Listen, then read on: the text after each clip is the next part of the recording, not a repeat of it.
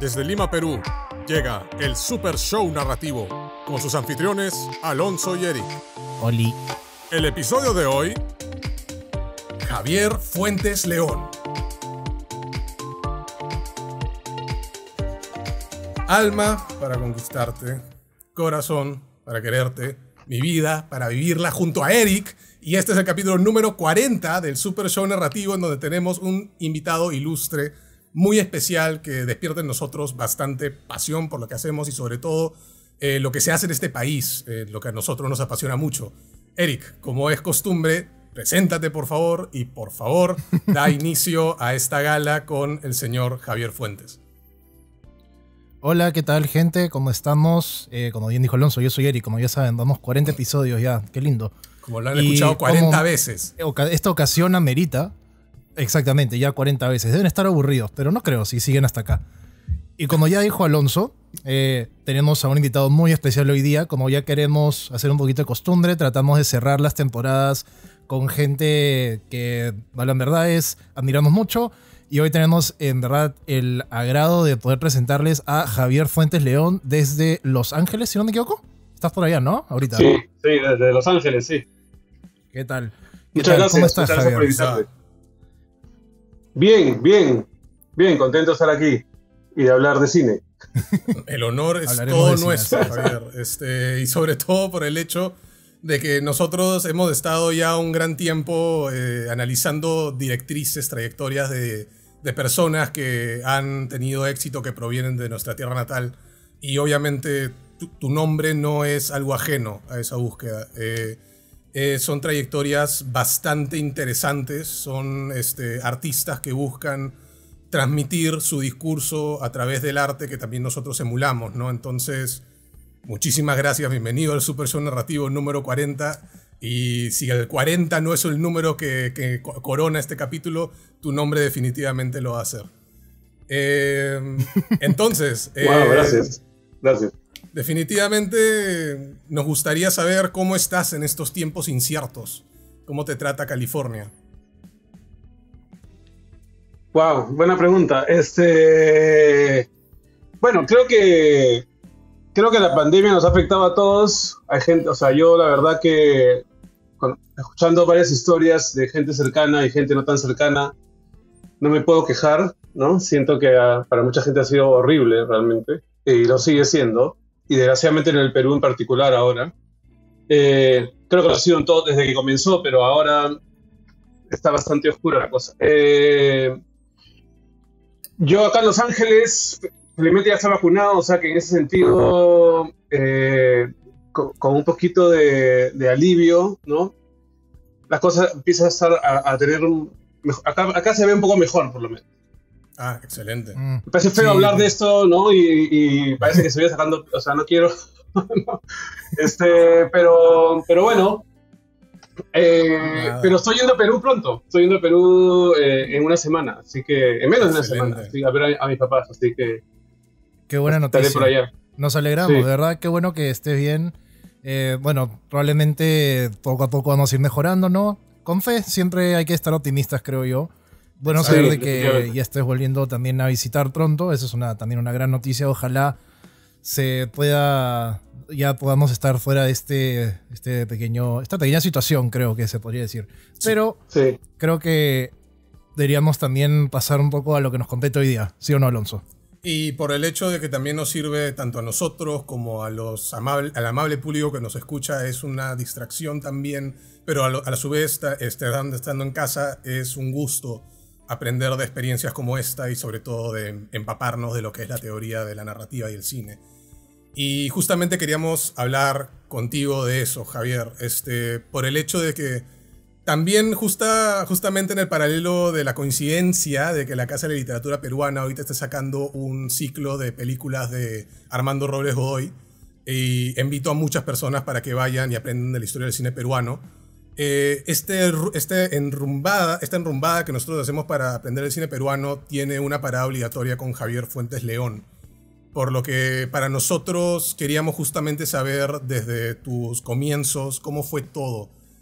Todos sabemos que se puede llegar al cine de muchas maneras, ¿no? Algunos estudian la carrera, otros son como Tarantino, aquellos se ponen de voluntarios en festivales de cine, que no pasan necesariamente por ese camino, ¿no? De tener una carrera. Pero a todos nos puede costar mucho dar el primer paso y escribir una historia, buscar financiación, y algún día poder presentarla al mundo, ¿no? ¿Qué hizo que te atrevieras a entrar en el mundo del cine como director, productor y guionista? Bueno, o sea, yo la verdad que el cine siempre ha sido una pasión enorme para mí, ¿no? Desde chico. Es más, mi abuelo cuando hacía el genograma me llamaba para preguntarme quién era el director de tal película porque no sabía, ¿no? O sea, es cuando yo tenía 12 años, ¿no? O 15. Entonces, como que hasta mi familia ha conocido que a mí me encantaba el cine, ¿no? Lo que pasa es que yo la verdad soy la generación de los papás de ustedes. Y en esa época, por lo menos en el colegio en el que yo crecí, en el mundo, ¿no? En el que yo crecí, hacer arte en general no era visto como algo que hacía un hombre, y cine parecía como que estuvieras diciendo quiero ser astronauta, ¿no? Lo cual no quiere decir que no había gente que no hacía cine en Perú, ¿no?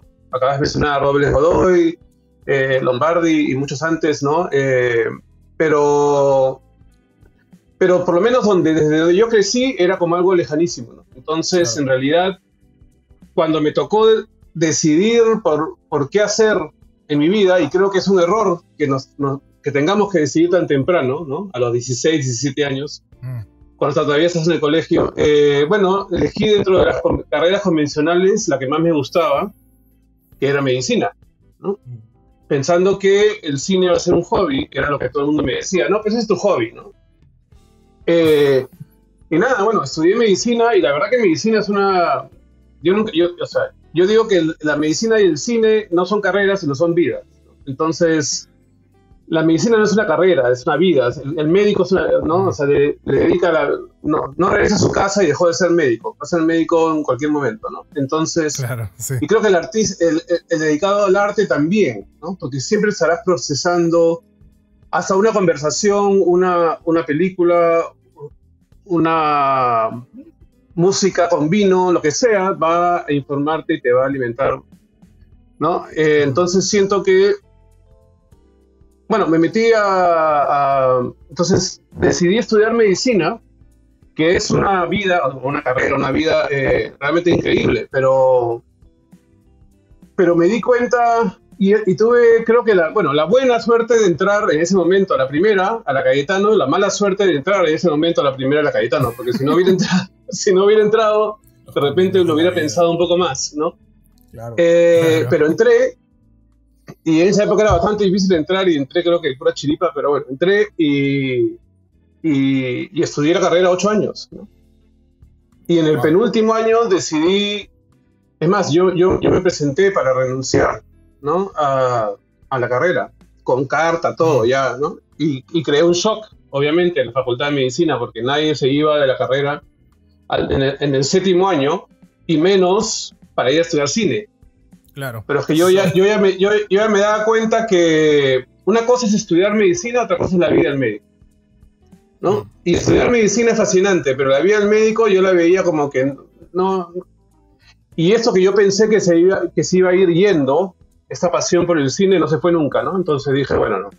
Claro. O soy infeliz para siempre, o me tiro a la piscina y veo, todavía tenía yo en esa época cuando tomé la decisión tenía 24 años. Y decidí, aconsejado por un amigo que estudiaba medicina, que me dijo, no renuncies ahora, porque si renuncias ahora no vas a tener ni siquiera un bachillerato para poder ir a estudiar una maestría en cine en ningún lugar. Termina la carrera para tener un bachillerato y poder hacer una maestría en algún otro lugar, y mientras tanto anda generando material y anda generando métete a clases de actuación, no sé, algo, pero o sea, porque claro, mi idea era aplicar a universidades, y claro, en esa época, si iba a dejar la medicina, yo pensaba que tenía que irme afuera a estudiar cine, porque en esa época no existía la EPIC, no existía, o sea, la Universidad de Lima tenía comunicaciones, y creo que eso era, y la Católica arte, ¿no? Pero creo que eso era, no había mucho. Entonces me parecía que me tenía que ir afuera, entonces tenía que empezar a generar materiales para poder aplicar. Y bueno, Y el y esos sistema 2 de últimos creación años de la cine. medicina, Ujú. Que Sí, en ese perdón. momento el sistema de creación de cine o el sistema de fomento de la producción de cine, que no era tan grande o las posibilidades no eran tantas como las que podrían haber ahora, ¿no? Creo que... no existía. No existía, Claro. o sea, lo que ahora se llama DAFO, que antes se llamaba CONACINE, no existía cuando yo fui a estudiar cine. Ajá. Claro. No, creo que ni siquiera existía el Ministerio de Cultura, ¿no? Se lo ha creado mucho después, pero era parte del INC, si no me equivoco, en un momento. O sea, no existía nada de esto, ¿no? Ujú. Y nada, bueno, la cosa es que esos últimos años de medicina me dediqué un poco a terminar la medicina y a empezar a aplicar y a conseguir una beca y todo esto, y me fui. Y yo terminé la medicina y a los 3 meses estaba empezando la maestría en cine acá en Los Ángeles. Wow. Bien cerquita, entonces. Sí, fue como... Al Yo siempre toque digo nomás. que yo me especialicé en cine, ¿no? O sea, estudié medicina y me especialicé en cine, ¿no? Porque fue como una después de la otra, ¿no? Claro. Eh, Sí. Claro, sí, exacto. Y nada, y eso fue, o sea, y cuando llegué a la universidad aquí me di cuenta que este era, ¿no? Este es el mundo en el que quiero estar. No solamente, no me refiero a que Estados Unidos, me refiero al mundo del cine. Claro. Estas son las conversaciones Claro. que quiero tener, ¿no? Esa es la gente con la que quiero conversarlas, ¿no? Y eso me ha pasado aquí y me ha pasado en Perú. Yo después de haber venido aquí he empezado a conocer gente que hace cine en Perú, que son ahora mis grandes amigos y que hacen música también, que también es otra de mis grandes pasiones. Además, estoy a punto de lanzar un disco de canciones rock compuestas por mí. Yes.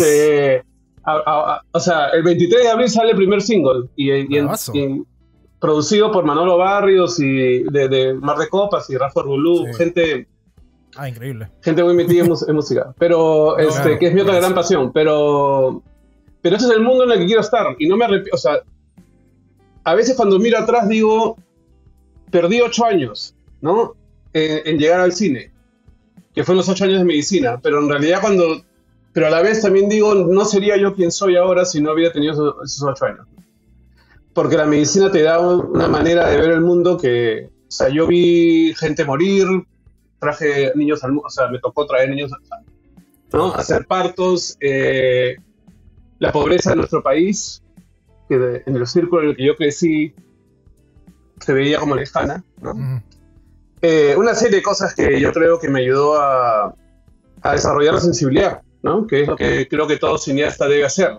Claro. No solamente se trata de mirar cine, que obviamente hay que mirar cine, pero si uno solamente mira cine, entonces regurgita cine, ¿no? Y creo que hay que vivir y ver cómo viven otros, ¿no? De hecho, eso es... Y o sea, eso estas fue lo que me dio la experiencias de medicina. vida- Claro, exacto. Esas experiencias de vida creo que sirven justamente para dar perspectiva a una persona. Y a mí me parece que eso es algo súper valioso también. Y yo creo que se notan mucho, de hecho, en tu repertorio. Una última cosita nomás que queríamos tocar de repente antes de pasar a hablar sobre Contracorriente. Queríamos preguntarte cuáles consideras tú que serían tus principales referentes en cuanto a no solamente directores, pero de repente guionistas o incluso gente que haya hecho ambos puestos. ¿Cuáles dirías tú que, digamos, admiras y dices, wow, yo quisiera algún día poder hacer algo como estos? A ver, varios, ¿no? O sea, yo no... Más que cineastas, ¿no? Y que me encante toda la obra de alguien, ¿no? Tengo como películas que me han influenciado mucho, ¿no? Y por diferentes motivos. Entonces va desde Lores de Arabia, de David Lean, ¿no? Por cómo... ¿no? A Los 400 golpes de Truffaut, a La cinta blanca de Haneke, que es mucho más reciente, pero que me encanta, ¿no? Algunas de Almodóvar, Todo sobre mi madre, hablé con ella. Películas de Lucrecia Martel, El graduado de Mike Nichols, me encanta, y El graduado es un poco de influencia para mi última película, ¿no? Por más que es un mundo diferente, pero Claro. Eso es, siente, una de hecho.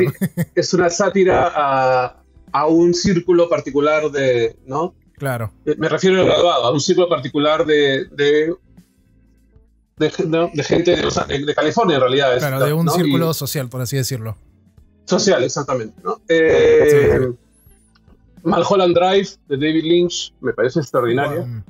Claro. Y es una influencia enorme para el elefante desaparecido.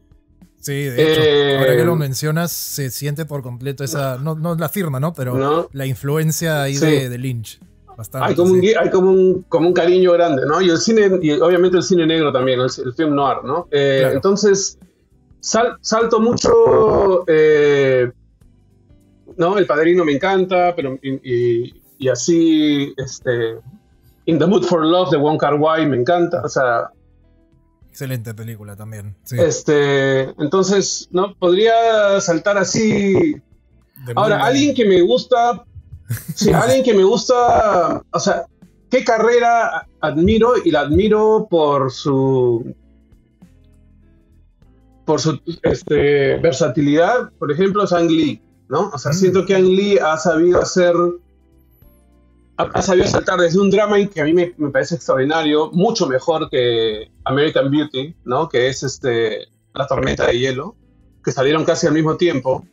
La Tormenta de Hielo a mí me parece una visión mucho más profunda del desarraigo ¿no? y lo disfuncional de la familia americana, ¿no? Claro. Que me parece mucho mejor película que American Beauty, que salió y se llevó todos los Oscars y todo el mundo habla como una maravilla, ¿no? A mí Ang Lee ahí, siendo no americano, vio, ¿no? Es increíble cómo ha hecho Brokeback Mountain, que es un western, ha hecho, ¿no? Crouching Tiger y Hidden Dragon, que es... ¿no? Una película de artes marciales, ha hecho Sense and Sensibility, que es una película de época, y en todas ha logrado, o sea, no siempre, también falla, obviamente, ¿no? Pero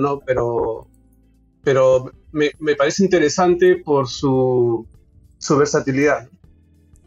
Claro, sí, pues de hecho Ang Lee por cada Brokeback Mountain, por cada Crouching Tiger, Hidden Dragon, hace un Hulk, lamentablemente, pero esas no solemos hablar, siempre se esconden nomás. Pero de hecho, claro. No, pero creo que en Hulk, obviamente, él estaba trabajando para un estudio, ¿no? O sea, había mucho más en juego, ¿no? De no sé qué tanta. Sí, de todas maneras. Qué tanto libertad habrá tenido, ¿no? Pero tampoco, o sea, bueno, todo, o sea, Fellini metió la pata, o sea, todo el mundo, claro. Todos, y yo seguro también, o sea, todos lo haremos, ¿no? Y volvemos hecho. Me trae bastante alegría que escuchemos a un director de talla global quejándose también por quién ganó el Oscar, por también hablando de una película de Hulk. Me gusta bastante la manera de sencillez con la que te expresas acerca de tus gustos. Y es verdad, o sea, yo veo bastante... Un ambiente bastante abigarrado, bastante colorido en muchas de tus obras, y es una coincidencia muy, muy grata para mí que hayas mencionado Brokeback Mountain, que es una película y sobre todo Ang Lee, que veo mucho de ese estilo y de esa versatilidad desde los inicios de tu trayectoria artística, y por eso quería comenzar a hablar contigo de lo que fue la obra que te presentó al mundo, creo yo, que es Contracorriente, que película acerca de dos pescadores peruanos en una caleta del norte del Perú que tienen un amorío secreto y uno de los pescadores es casado, entonces tiene también a toda una sociedad que lo limita, ¿no? Es una película que toca en la vena de lo sensible de muchos, al ser una historia establecida en un universo con bastantes limitantes para los personajes. Tratamos temas complejos acerca de lo que significa la valentía, la masculinidad, la identidad, el honor. Bueno, ¿cómo se aterrizó esta idea? ¿Cómo fue gradualmente evolucionando el guión desde la idea original? Bueno, es una historia, o sea, en realidad la semilla de Contracorriente nace de un ejercicio que nos hicieron hacer cuando yo estaba estudiando todavía cine acá en Los Ángeles, en CalArts, California Institute of the Arts. Y el ejercicio era escribir una escena con 2 personajes o 3 máximo, en la cual los objetos en la escena son cruciales para el desarrollo de la escena. O sea, un ejemplo evidente es una pistola, ¿no? Una pistola siempre va a ser un objeto importante en una escena. Claro. Nos dijeron que no sea una pistola, que sea otra cosa. Y yo escribí una escena en la cual un hombre llega a su casa y se encuentra con una mujer que es su amante, y la mujer en su cocina, ¿no? Pero la mujer es su amante. Y cuando él va a ver dónde está su esposa, la esposa está dormida. Y regresa a la cocina y le pide, por favor, que se vaya, ¿no? Y la amante empieza a tirar todos los objetos de la cocina al piso para hacer bulla. Y él está desesperado porque ahorita va a entrar la esposa. Y de pronto la esposa entra y la esposa lo ve a él, pero no ve a nadie más. Y todo estaba tirado en la cocina. Esa era la escena. Entonces la idea era, de ahí nace la idea del fantasma, la idea, ¿no? Pero yo inclusive escribí y usé esa escena para escribir una obra de teatro, que la escribí y se llamaba La cocina de Mariela, que Mariela es el personaje de Tatiana Stengo en la película. Claro. Y era una obra en un solo acto, que era todo en la cocina, pero en esa versión el pescador estaba casado con Mariela, eran a punto de ser padres, y él tenía un romance con otra mujer que era la prostituta del pueblo. Y esta mujer, esperándolo una noche, se había emborrachado y se había metido al mar, se había ahogado, y regresaba a pedirle que por favor, ¿no?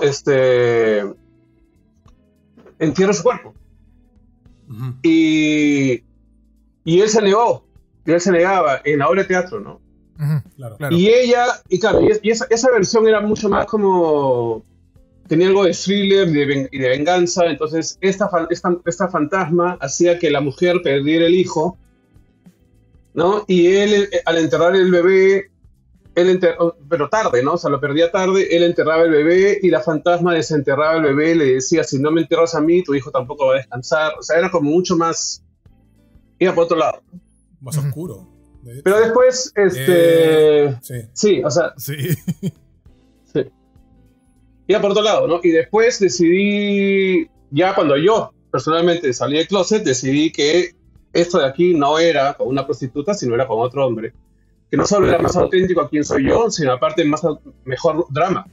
Porque obviamente en un pueblo de pescadores, que un pescador tenga un romance con otra mujer, no es un escándalo. Inclusive sus amigos en la cantina le van a decir, ¿no? Qué bien.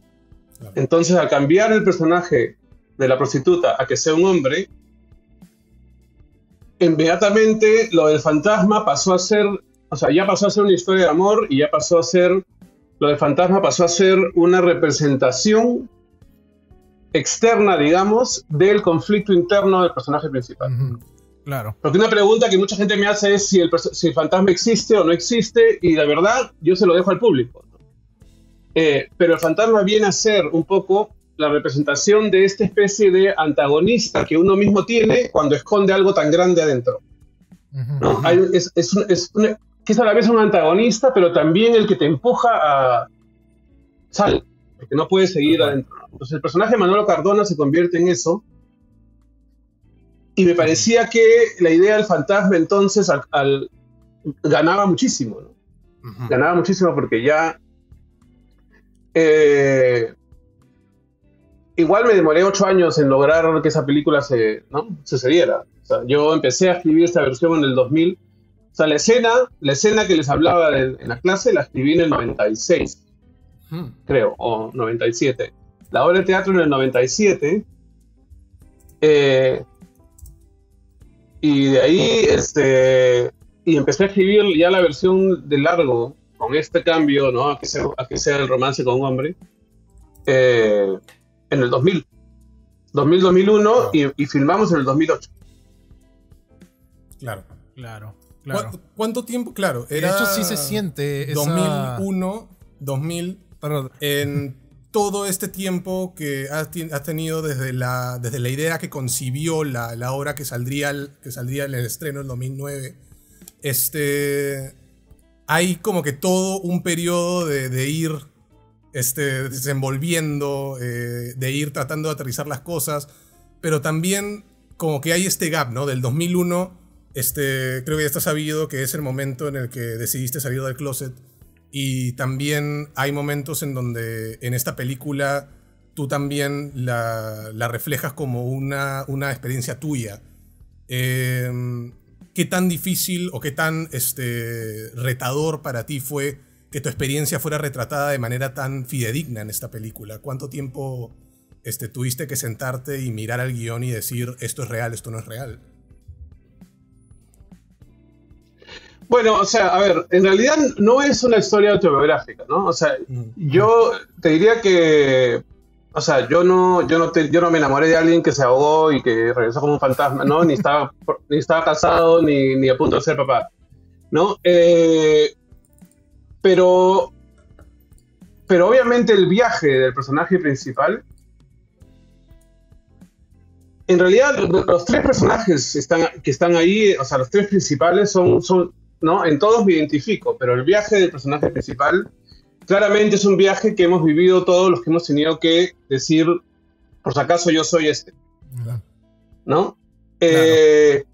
Y donde la gente conecta mucho felizmente es, porque hay mucha gente que conecta más allá de la cosa de la orientación sexual, ¿no? Porque en la película hay una lucha por ser fiel, o sea, lo que la película habla básicamente es que seas fiel a ti mismo, ¿no? O sea, a pesar de las convenciones, a pesar de la presión social, a pesar de, bueno, bla, bla, bla, ¿no? Entonces, y en realidad, por otro lado, a mí no me interesaba hacer un retrato fidedigno de lo que es ser un pescador bisexual en el norte del Perú, ¿no? O sea, tal es así que en la película nunca se menciona el Perú.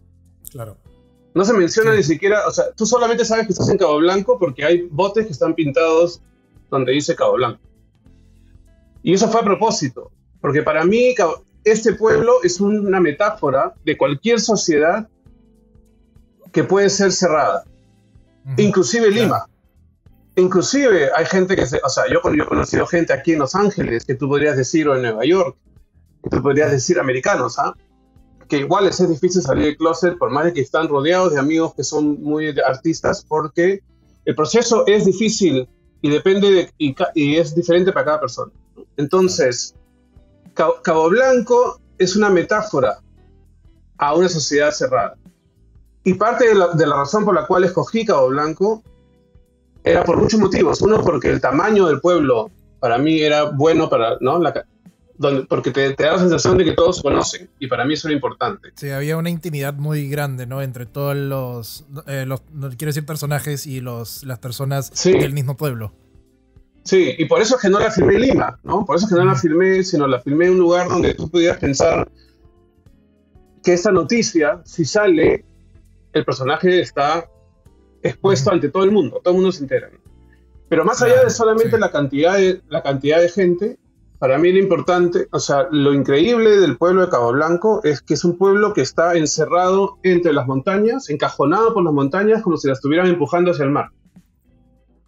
Y si tú te paras en la playa de Cabo Blanco y volteas a la izquierda o a la derecha, tú no es como cuando vas a Asia y ves mar, ¿no? No. Claro. La montaña cierra acá y la montaña cierra acá. Entonces, había una cosa, lo único que es, ¿no? Donde hay horizonte es mirando hacia el mar. Y para mí, esa especie de encierro visual, más allá de que la geografía es increíble, ¿no? O sea, aparte era bonito, pero el encierro visual para mí era importantísimo, ¿no? Sí. Claro, cumplía esa función narrativa que buscabas. Sí. Y yo me fui con mis papás, es más, hicimos un viaje, me fui por toda la costa del Perú, primero hacia el sur, hasta Arequipa, y de ahí hasta el norte, hasta Ecuador, ¿no? Buenísimo. Y felizmente encontré Cabo Blanco, que ya fue hasta el final del viaje, ¿no? Porque Cabo Blanco está no tan lejos de Ecuador, pero, pero felizmente, y es más, y es en ese viaje que yo descubro la playa Mendieta en Paracas, que es la playa que después se convierte en un personaje principal del Elefante Desaparecido. Claro, sí, pues, verdad. Sí. Durante, digamos, tu proceso antes de hacer Contracorriente, estuviste, por lo que hemos estudiado, que has estado en varios talleres de guión, tanto en Estados Unidos como en España, mientras escribías, y tú mencionaste también a Lucrecia Martel hace un rato. y tenemos entendido que tuviste algunas discusiones con ella acerca de los cimientos de la historia y que ella los cuestionaba un poco. Pero a lo que quería ir justo era preguntarte, ¿qué tan importante crees tú que es este arduo proceso de asesoramiento con otras personas?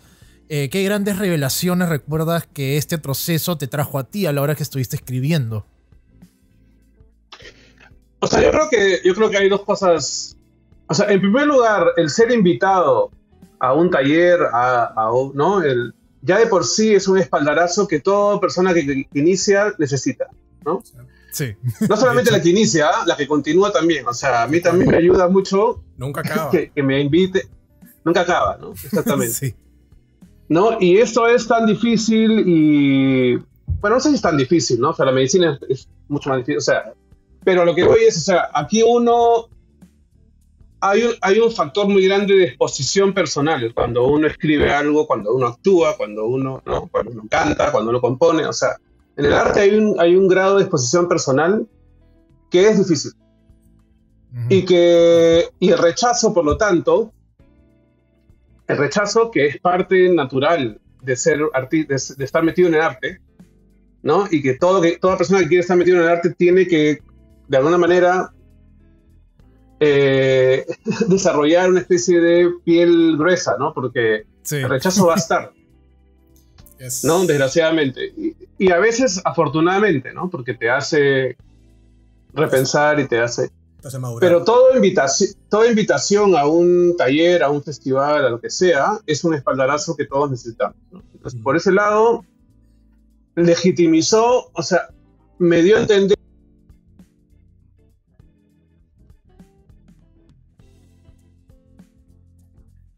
Y por otro lado, sí, o sea, depende un poco de la suerte que tengas, de quiénes son los tutores o quiénes son las personas con las que vas a conversar acerca de tu proyecto, ¿no? Yo tuve la gran suerte que con Contracorriente justamente fue Lucrecia Martel.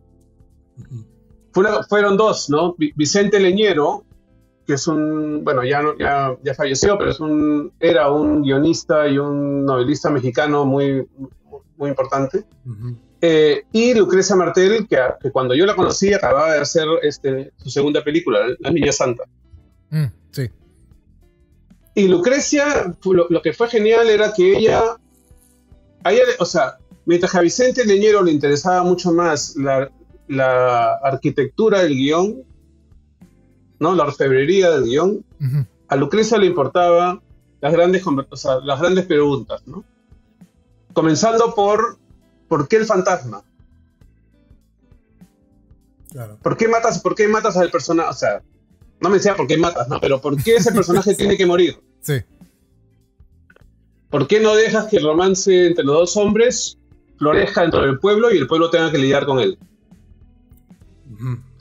Es una excelente pregunta, ¿no? O sea, que me hacía, pero, o sea, me estaba básicamente cuestionando el cimiento de cómo yo tenía estructurada mi historia, ¿no? Pero lo que me hizo ver es, lo que me hizo reafirmar que a mí lo que me importaba, o lo que yo quería contar en ese momento, era el proceso interno del personaje, y el fantasma me ayudaba a mí para, ¿no? Expresar de manera un poco más visual este conflicto interno. Claro, externalizar justamente esa pelea interna que tenía el personaje de Miguel. Claro. Sí. Y en ese sentido, el fantasma me ayudaba. Y ella me dijo, ok, genial. Entonces ya sabes por qué la quieres contar así. Claro. Es crucial como cineasta. Es por qué quieres, o sea, todas tus decisiones deben, o sea, dentro de lo más, o sea, obviamente que hay decisiones que uno toma porque me gusta, ya está, ¿no? O sea, ¿por qué esa toma? Porque me gusta, ¿no? O sea, pero sí es importante cuestionarse, sobre todo uno, a sí mismo, ¿por qué tomo estas decisiones en el punto de, o sea, narrativas, de casting, por qué filmo así, por qué cámara en mano, ¿no? ¿Por qué cámara en mano? En mano. Totalmente. Mira, y me has dado justamente en un estrés postraumático que yo tengo. Yo he tenido y creo que también Eric ha pasado bastante por estos procesos de escritura y reescritura en talleres, en maestrías. Y yo que vengo de un taller de escritura dictado por Alonso Alegría, que es una persona, es un erudito del teatro y es una de las personas más exigentes por las cuales he tenido que escribir. El por qué es la pregunta más cargosa pero más necesaria para que tu obra pueda reflejar, o por lo menos tu historia pueda hacer esa conexión con el público que es muy necesaria, ¿no? También porque tiene esto esencial que necesitas comunicar. Y a eso lo conecto mucho con el impacto de tu película. Y valga la exclamación, fue enorme. ¿Te esperabas ese tipo de recepción al tratar un tema que muchos sospecharían que atraería a un público reducido, siendo estrenada en el 2009, 2010? Por mi lado, tengo amigos que me han contado que han salido del closet después de haber visto Contracorriente, pero ¿en esa época te esperabas un impacto así? ¡Qué maravilla!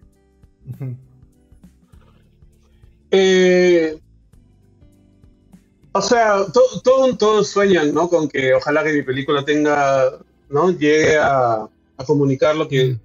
Pero no me esperaba... Sí fue muy bonito.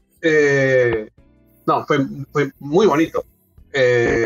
Recibir comentarios de mucha gente, ¿no? Sobre todo, o sea, de gente que... O sea, sí me acuerdo de comentarios, ¿no? Inclusive de una chica que nos escribió por Facebook, que es después de salir de ver la película con su novio le dijo que en realidad él era gay, ¿no? Y a ella, por más de que le golpeó enormemente, la película lo ayudó a él a decirle a ella la verdad y a ella a entenderlo, ¿no? Ese tipo de regalos, ¿no? Claramente ahí, ¿no? La película logró llegar a un nivel de hacer un cambio importante en la vida de estas dos personas, ¿no? Para bien o para mal, pero ojalá que para bien, pero y lo que me dices de amigos tuyos que te han dicho, o sea, eso es un regalo enorme, ¿no? Pero también ha sido muy bonito ver gente que no es gay o lesbiana, o sea, que no es parte de la comunidad, digamos, que también se han emocionado o han podido, en cierta manera, como por lo menos la barrera esta de, qué feo, dos hombres besándose, o sea, han visto que han podido pasar eso y ver que se pueden emocionar y pueden conectar con un romance. O sea, parte de lo que yo también quería contar, o sea, yo crecí viendo todos estos romances. O sea, cuando uno es gay, crece viendo romances, por lo menos en mi época, que no te representan. Claro, ¿no? Claro. Y los grandes romances de la historia son, ¿no? O sea, Madame Bovary y... ¿no? O sea, Romeo y Julieta y Lo que el viento se llevó y West Side Story y así, ¿no? Claro, y todos son hombre o mujer, ¿no? Claro. Entonces yo quería como hacer esa historia de amor con grandes obstáculos, ¿no? Pero entre dos hombres. Claro. Era parte de lo que yo quería hacer, era una historia de amor que conmoviera y que emocionara no solamente a la gente que siente ese amor, ¿no? Pero a todos. Tal cual. Y que lo vieran como una bonita historia de amor, con sus grandes obstáculos, ¿no? Que son las grandes historias de amor clásicas, son historias de amor con grandes obstáculos. Y sobre todo, mira, Claro. Y de hecho, sí se siente eso. Se siente que tú tratas de presentar justamente la historia como algo que, o sea, necesariamente no es algo que es exclusivo a personas, digamos, así, en un nivel ya de esencia, por así decirlo. Obviamente, la película retrata una relación de dos personas homosexuales. Entonces, en ese caso es así, pero digamos que la esencia justamente es lo que mencionaba, ¿no? Como cada uno lidia con quién es realmente. Y sobre todo también por el hecho de que existe esta... Sí, pasó el fantasmita ahí. Existe estas inhibiciones y estas etiquetas que hasta el día de hoy muchas personas por su orientación sexual tienen que ponerse, ¿no? Yo soy homosexual, yo soy bisexual, yo soy trans. Y eso genera, como muy bien vimos en el simbolismo de tu película, este fantasma que te persigue, esta etiqueta que te está persiguiendo, por lo menos no puede ser parte de una normalidad, si se le puede llamar así, por las personas que dicen que te tienen que poner estas etiquetas. Entonces, me parece que justamente este traspaso de una historia romántica o de los códigos de una historia romántica profunda a una realidad más compleja, que es la de una persona en una sociedad que no parece, o por lo menos no vemos que quiere aceptar lo que lo constituye como persona. Eso creo que también alimenta bastante el impacto. Y justamente es por lo que bastantes personas, cuando estábamos de camino a esta entrevista, de lo único que querían hablarnos era de Contracorriente. Y la verdad, el impacto se ha dado. La gente habla de esta película a morir hasta el día de hoy. Y comenzamos un viaje súper hermoso, que es tu aventura junto a la actriz Tatiana Stengo también. Porque también justamente hemos visto que bastante de tus obras, creo que en todas, no sé si me está escapando alguna, está ella. Sí. No, sí. O sea, desde Contracorriente está ella en todo lo que he hecho en realidad. Claro. Hasta inclusive en la serie que hice en Colombia, para Netflix, Distrito Salvaje, ella tiene un personaje chiquito. Sí. Ella tiene un personaje chiquito ahí hecho, también, sí. Sí, no, de hecho Tatiana es genial en todo lo que ha hecho contigo. Me atrevo a decir que mi rol favorito con ella, en verdad, creo que diría que es el de Contracorriente. En cuanto a la complejidad del personaje y lo que ella trae como actriz, me parece magnífico. Y ya de repente increíble, pasando... Sí, es alucinante lo que ella hace, en especial cerca del final, cuando se está totalmente quebrando, se tiene que ir con el bebé. Me parece que sí representa la tristeza y pena y hasta de cierta forma un poco de vergüenza que sentiría una mujer como ella de esa clase de comunidad súper cerrada.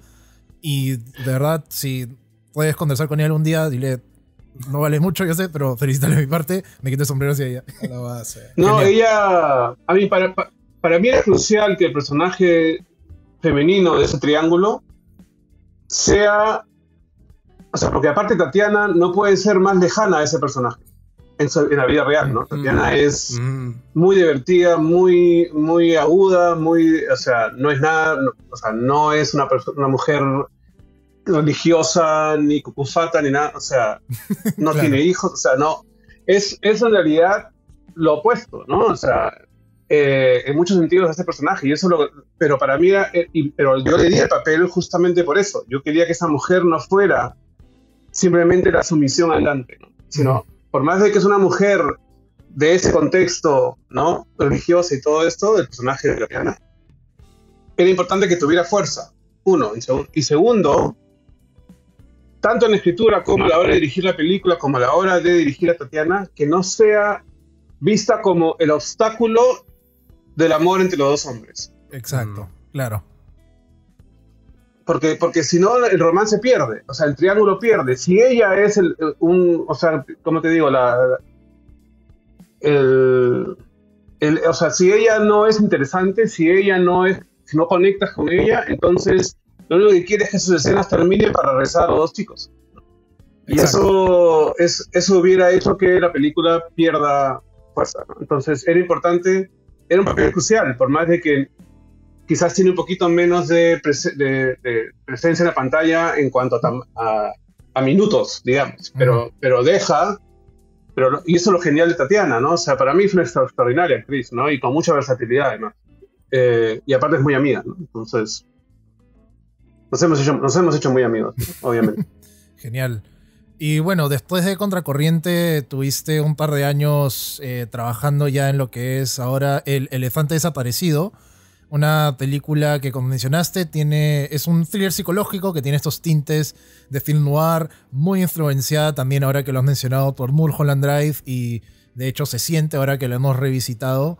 Quería preguntarte, tú pasaste de hacer Contracorriente, que es, claro, es una película que, me atrevo a decir, tiene mucho más potencia en cuanto a los personajes, sin quitarle obviamente mérito al tema de la trama, y pasas a trabajar, o realizar, mejor dicho, El Elefante Desaparecido, que es una historia donde, me atrevo a decir también por el género, prima un poco más la cuestión de la trama sobre los personajes, obviamente sin quitarle mérito al trabajo que hiciste ahí para Edo y para Rafael Pineo. ¿Qué te llevó a aumentar esta apuesta y dirigir una película con este tipo de trama y compleja, de este estilo noir y thriller psicológico? Es que en realidad, o sea, yo no creo que yo... O sea, no es que yo me siento y digo, ok, ahora voy a contar, ¿no? O sea, es algo claro, ¿no? O ahora voy a saltar a otro género porque bueno, Claro. ustedes han visto inclusive la última hora, ¿no? O sea, que también es otra cosa, nada que ver con los anteriores. Y las dos que estoy trabajando son nada que ver tampoco. Una es un musical rock y la otra Claro. es una película de, ¿no? Medio como un romance, como fantasía. Pero no, honestamente no hay una... Y por más de que mencioné a Ang Lee, su versatilidad, ¿no? O sea no es que hay una decisión consciente de voy a saltar a algo totalmente diferente. Claro, no es que un día agarraste un dardo y apuntaste a la pared y habían Sí. todos los géneros en cartillas. Y dijiste, Sí, claro, ya, ok, no. thriller psicológico. Sí. Ok, dejaré de hacer No. eso entonces. No lo hagas. No fue así, pero...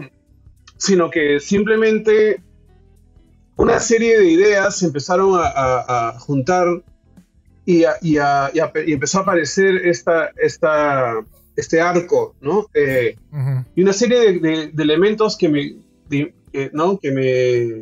fueron influencia, ¿no? Entre ellos, por ejemplo,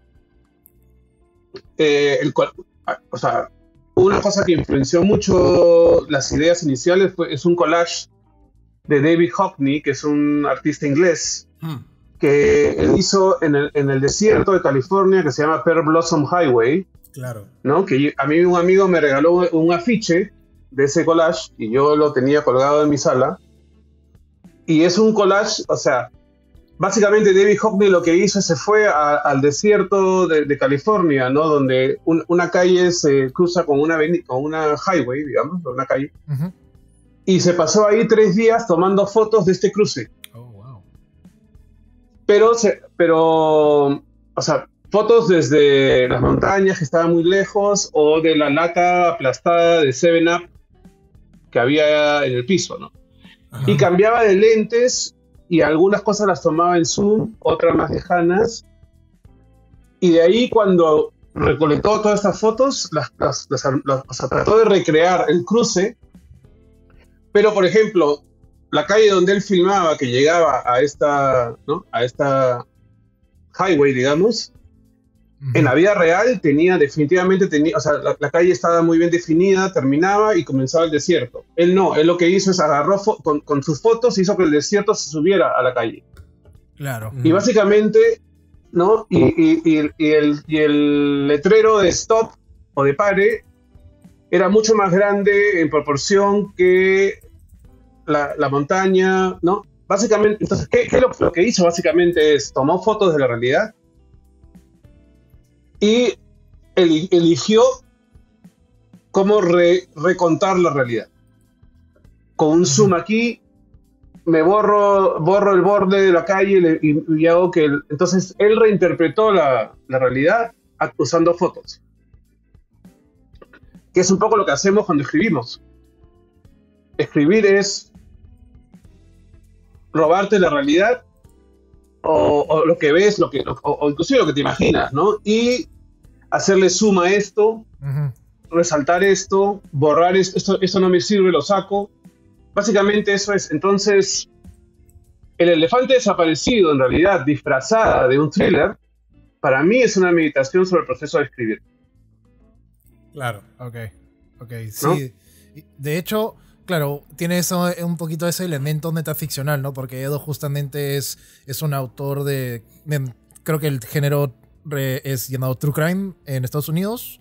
No sé cómo tiene el nombre acá en Perú, obviamente. Y justo ahora que estabas mencionando De crímenes, el sí. cuadro es... Sí, de crimen, justamente, gracias. O policial, Estamos- policial de crimen. Sí. Claro. Y justo ahora que estabas mencionando el cuadro, lo acabo de buscar en Google y sí veo un poco esa, digamos, de dónde sacas, ¿no? Eso lo que mencionabas del tema del collage y cómo lo implementaste en historia. Otra, de repente yendo más por esa línea, ¿cómo aterrizaste bien la idea entonces de la historia del elefante desaparecido? Porque teníamos el terremoto, o bueno, usaste el terremoto como la metáfora de la pérdida, que es un estilo que se ha visto en Del Toro, cuando usa, cuando fabrica la metáfora de la guerra y la caída de la bomba en El Espinazo del Diablo. ¿Cómo, digamos, llegaste tú a cuajar el concepto principal de la historia? Bueno, en realidad, o sea, yo había escrito la primera versión que yo escribí del Elefante Desaparecido, la escribí pensando en Los Ángeles. La escribí no pensando filmarla en el Perú. Uh-huh. Y mi idea era que en vez de ir a Paracas, el personaje a donde iba era a ese lugar, Pearl Blossom Highway, que has visto en ese collage, Sí. ¿no? O sea, que el collage está colgado además en el Museo Getty, no permanentemente, pero de vez en entonces, en vez de ser Sí. el Museo de Arte de Lima, el Museo Getty, en vez de ser Paracas, era, ¿no? Pearl Blossom Highway, que es esta carretera en el norte, en el desierto. Entonces, lo del terremoto, en realidad, por más de que en Los Ángeles hay terremotos, ¿no? Lo del terremoto Sí. es una cosa que viene después. Uh-huh. Y lo del elefante, inclusive, es algo que viene después, ¿no? El Ok. elefante como imagen, porque mi imagen anterior era el collage ese del que estoy hablando, ¿no? Sí. Pero después, pero estas son ideas que yo vengo como hilando desde antes de filmar Contracorriente. Claro.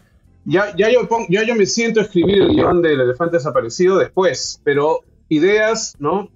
Ideas, por ejemplo, de que al final el personaje, o sea, que el personaje que vemos en realidad es el personaje que vemos al inicio, que es el autor, de pronto se empieza a encontrar con su personaje para al final, bueno, no sé si lo arruino, no sé si tu público lo ha visto o no, pero al final hay un giro claro, hay un Acá giro somos full spoilers, con confianza, dale nomás. ¿Ah, sí? Ok, Sí. bueno, ya.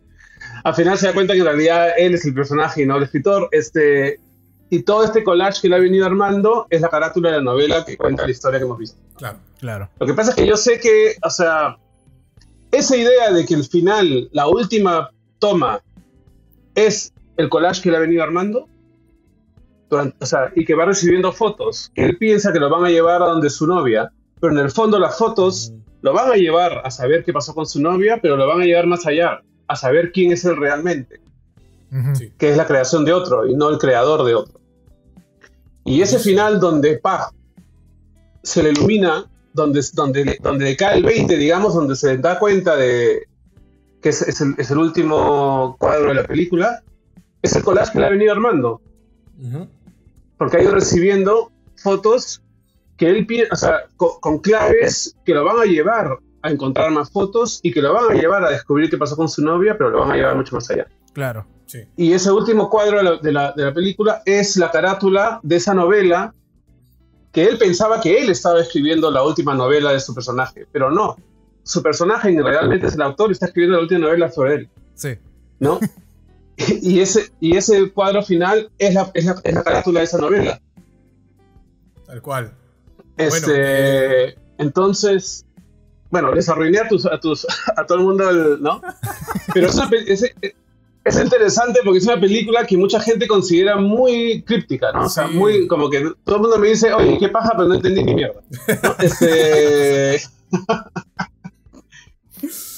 Y en realidad nunca fue la intención que fuera tan críptica, aunque obviamente, o sea, para hablar de crípticos, David Lynch, o sea, No, olvídate. no, David Lynch no te explica Que no nada, vean ¿no? Y a David mí eso me Lynch, encanta, entonces, sí, Tal ¿no? cual. David Lynch no te explica nada y no me quiero comparar, obviamente, pero es una inspiración, entonces, pero un poco eso es un poco, o sea, ¿cuánta información le das al público? No solamente en un thriller, ¿eh? En general. Mm. ¿Cuánta información le das y cuándo? Y cuánto te agarras, ¿no? Y cuándo sacas, que eso también es algo que uno va descubriendo en la edición, ¿no? Sí. Muchas veces en la edición te das cuenta, o sea, por ejemplo, Contracorriente es una película donde yo te diría que 35 minutos filmados y editados se quedaron en el piso. Ah, man. O sea, no están en la película. Interesante. Wow. Y son escenas que me gustan, son escenas que te dan un poquito más sobre el personaje del cura tenía una par de escenas que se salieron, o sea, pero te das cuenta que parte del proceso de contar una historia es saber cuánto, o sea, cuánto le doy al público y cuánto tiempo le estoy pidiendo que se quede a recibir más información. ¿No? Claro. Y creo que con el tiempo, o sea, ya, bueno, tampoco he hecho tanto, ¿no? Pero con la tercera película que he hecho, ¿no? Felizmente ya no se me quedan en el piso bueno, ¿sabes? Que esto es una metáfora antigua, porque eso cuando se cortaba en cine, ¿no? Las escenas se quedaban en el piso, ¿no? El celuloide se cortaba y se quedaba en el piso, pero ahora ya no se quedan en el piso, pero ya siento que con las últimas, sobre todo con la última, en realidad, está todo lo que yo escribí está ahí, excepto una escena. Wow. Ah, bacán. Excelente. Y mientras que Punta Corriente se quedaron varias. Sí.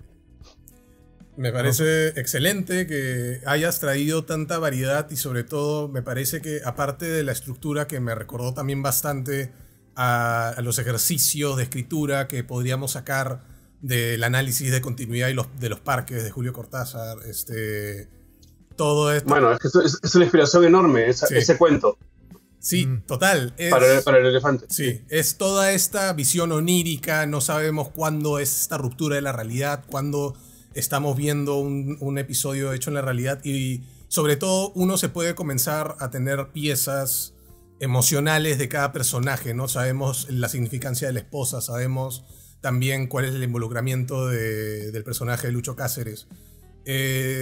Todo esto también trajo al cine peruano una variedad nueva. Y aquí quería comenzar a tocar un tema más relacionado con una de las productoras que estuvo contigo haciendo El elefante desaparecido, que es Tondero. Tondero y el panorama del cine peruano. Vemos que esta productora nos ha brindado una variedad de cine peruano que antes no veíamos en salas, ¿no? Comedia, drama, thriller, horrores.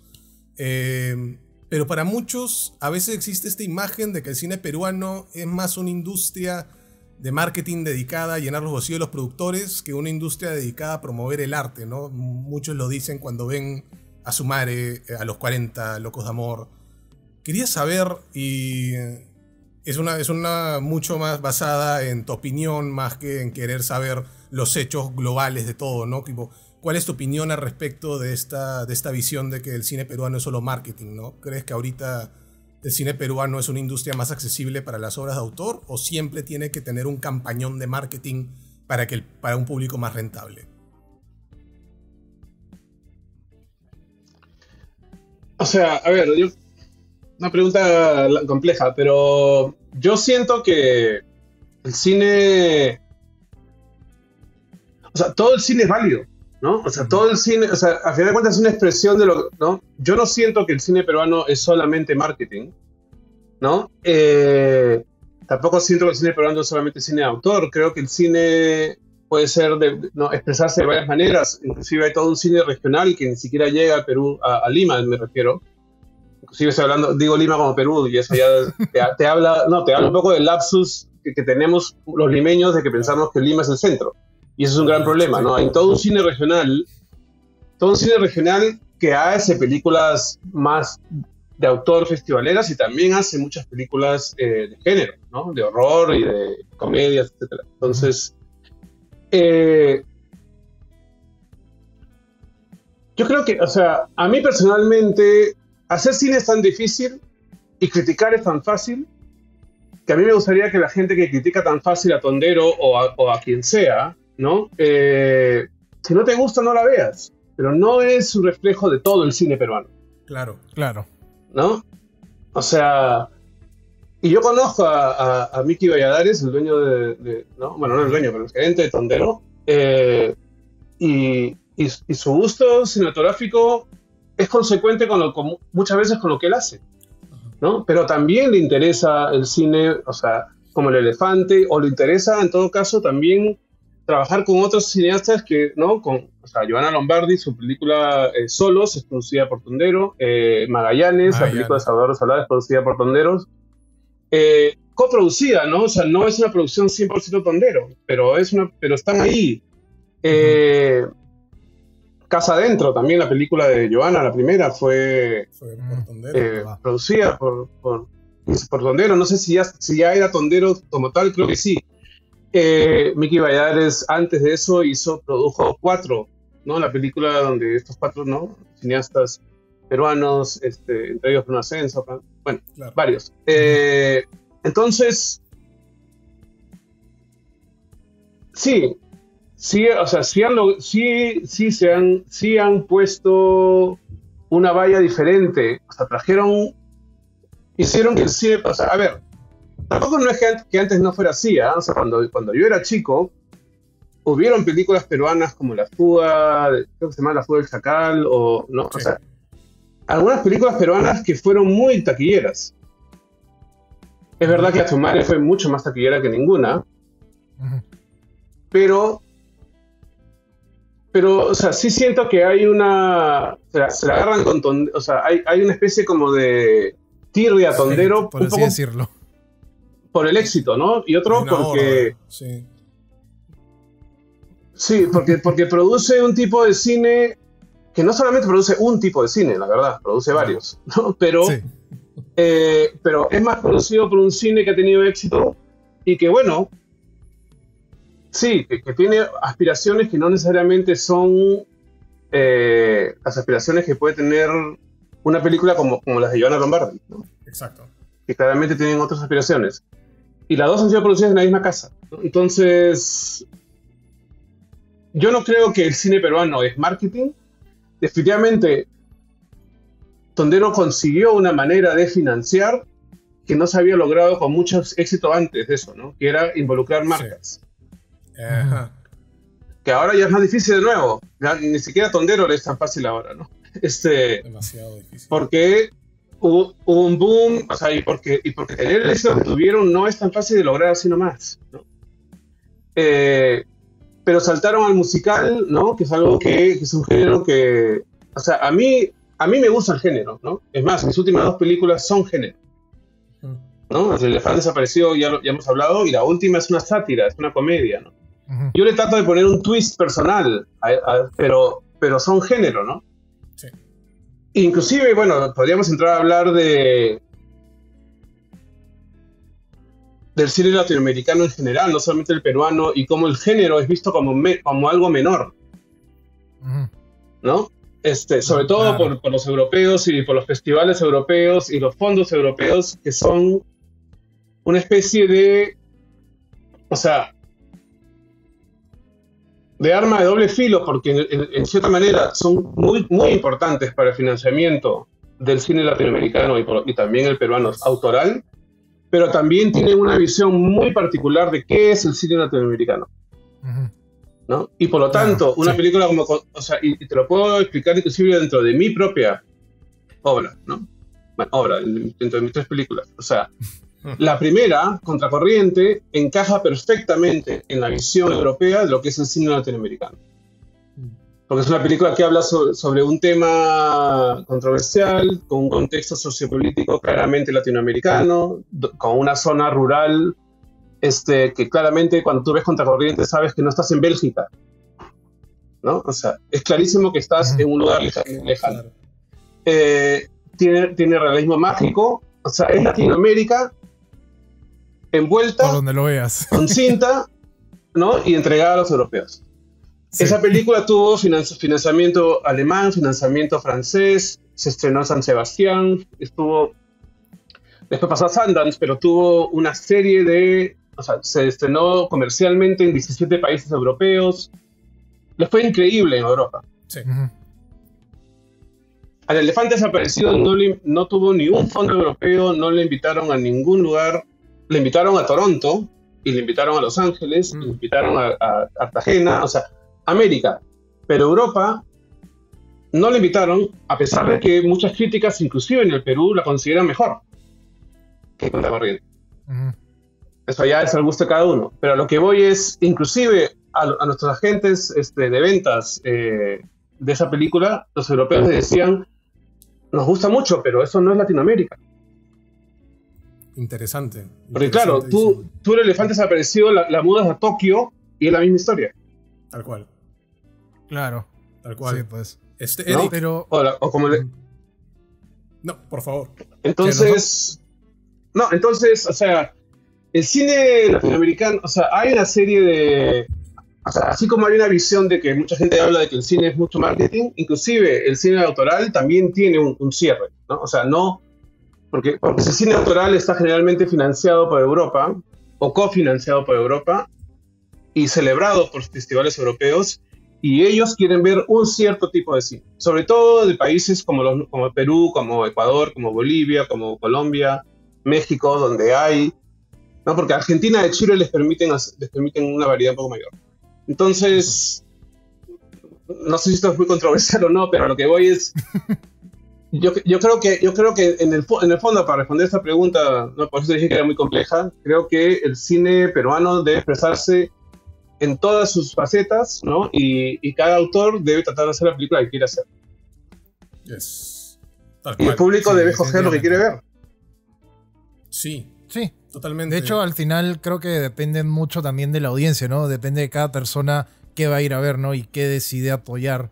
Y así es como se va, digamos, saber qué es lo que, digamos, vende, por así decirlo, y qué no. Pero obviamente no vamos a dejar de...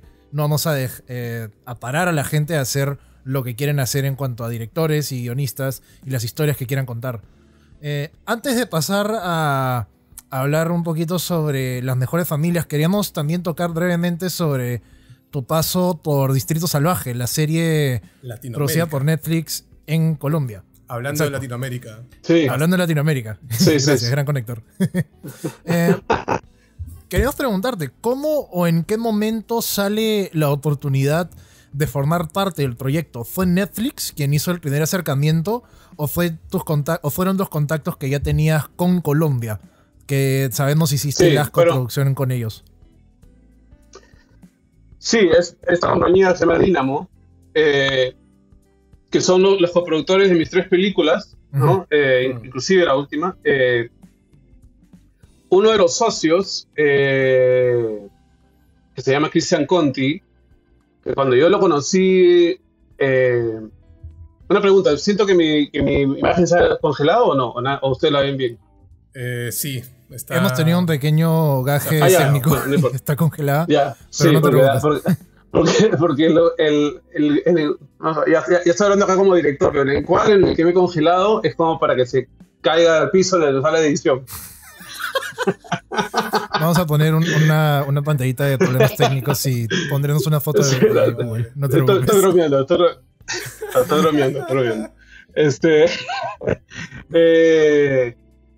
Bueno, Cristian Conti, que es el creador de la serie, es uno de los socios de Dynamo.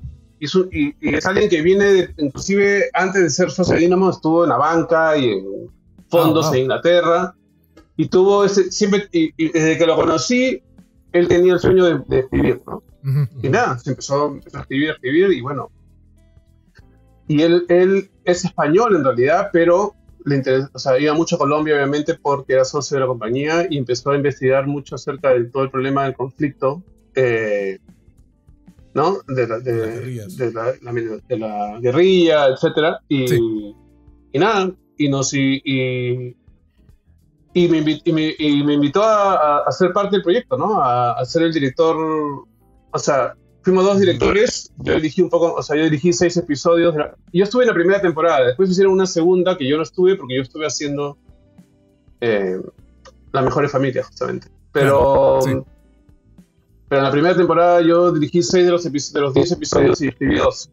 Pero estuve, ¿no? O sea, y la verdad que fue una excelente experiencia, ¿no? Y excelente por varios motivos, no solamente por la experiencia de trabajar con ellos, que fue muy buena, el elenco fue genial, filmar en otro país y todo eso, sino porque descubrí que en realidad dirigir a mí me encanta más allá de que sea yo o no el que genere el proyecto, ¿no? O sea, yo pensé que antes que dirigir era la manera de yo poner, ¿no? Llevar a la pantalla una idea que yo quería contar o una visión que yo quería, ¿no? expresar.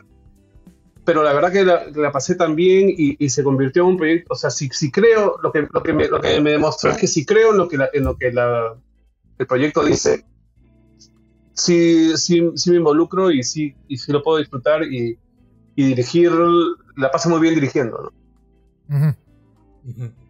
Buenísimo. Ya, bacán.